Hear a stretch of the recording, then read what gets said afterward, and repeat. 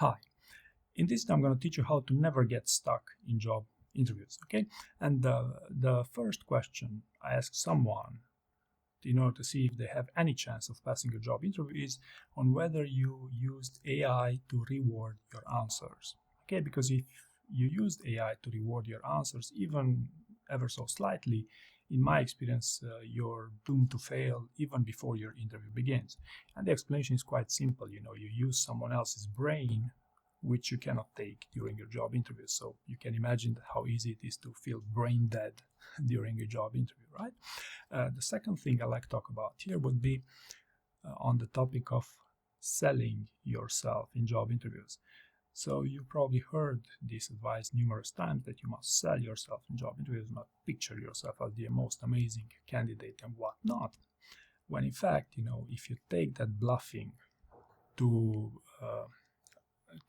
levels outside of the accepted ones, you will attract suspicion. Okay, for example, let's say you're a technical PM. Using your tell me about yourself in a job interview, and you would like to share your best app which you led, which was a fintech app in the banking sector, and you led the bid for that app, which you had to trial on 3,000 customers of that bank. Okay, what happens here is that a skilled interviewer will regard those metrics with some level of suspicion. For example, you as a technical PM, why did you choose 3,000 customers and not 10,000 or not 1,000 customers to trial that fintech app? And you as a PM, since you use those metrics to sell yourself, to try to impress, in your tell me about yourself because you think it's a great advice, what happens when you get asked such questions? You get stuck. Okay, so this is also another quite common way to get stuck in job interviews, especially for non-technical interviews nowadays.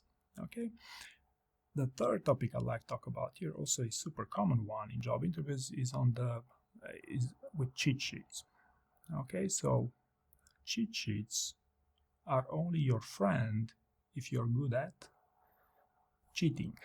Okay, so the absolute best candidate I've seen cheating in job interviews was able to read entire answers from their computer screen, and this was before the AI revolution, so to speak, and you wouldn't be able to tell, so they were this good with these behavioral interviews, right? So for someone who's not good at cheating, those cheat sheets might seriously impair your ability to perform during job interviews. Okay.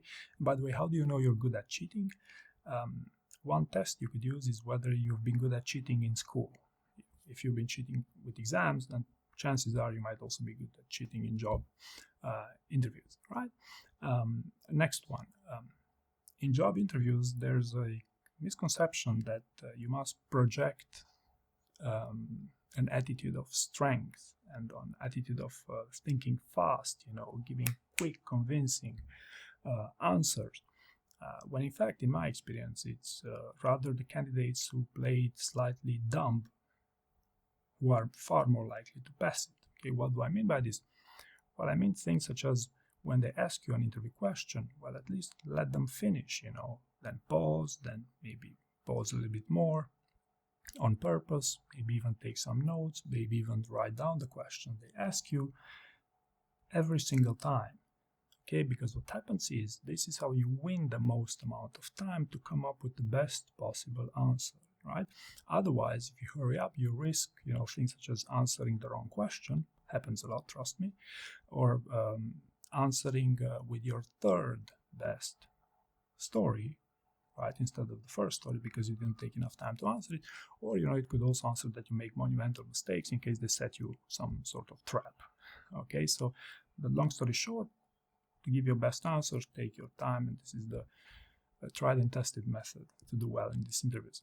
And last but not least, on the topic of becoming stuck in job interviews, is that you should understand that for non-technical interviews in particular, even if you get stuck, it almost never means that it's the end of the road. Okay? In my experience, I've coached candidates whom got stuck in behavioral interviews and said, then there's less than 2% chance I would ever pass this job interview. And in fact, they got up-leveled because of their performance.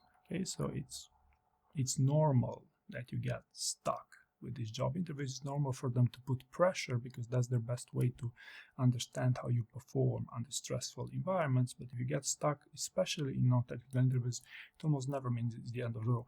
Another quick scenario here would be for someone who got stuck and remained stuck for the remainder of the interview. They didn't pass it initially, but they called back 3 months later for a mini loop and they still passed it, right? So understand that getting stuck means that the challenge for you will be to get back on track as quickly as possible, you know, as opposed to thinking about, oh my God, I'm doomed to fail and whatnot, right? So these are my tips. I hope you found this useful, and thank you very much for watching.